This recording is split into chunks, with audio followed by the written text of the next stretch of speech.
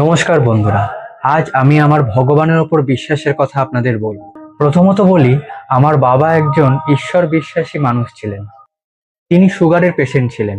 তিনি তার বিয়ের আগে তারকেশ্বরে গিয়ে বাবা ভোলানাথের মন্দিরে গিয়ে ধর্ণা দিয়েছিলেন। শুধু চরণামৃত খেয়ে 7 দিন আমার বাবা ভোলানাথকে ডাকার পর 8 দিনের মাথায় বাবার স্বপ্নে ঈশ্বর এসে সুগারের ওষুধ কোথায় পাওয়া যাবে জায়গাটি নির্দেশ করেন।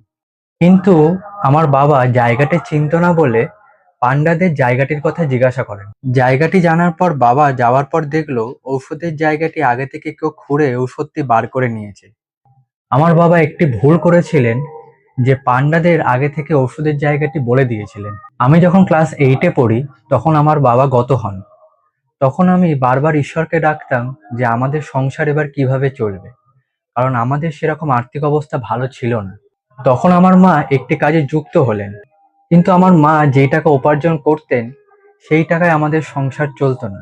কিন্তু ভগবানের কৃপায় আমরা কখনো না খেয়ে থাকিনি এবং আমি আমার পড়াশোনা কমপ্লিট করতে পেরেছিলাম। কিন্তু এখন নাস্তিক বলবে যে এগুলো কোইন্সিডেন্ট ভাবে হয়ে গেছে, কিন্তু আমরা যে অবস্থায় ছিলাম সেই অবস্থায় থেকে কোনো মানুষ তার পড়াশোনা তো দূরে থাক, দুবেলা দুমুঠো খাওয়া পাওয়াটাও অসম্ভব ছিল।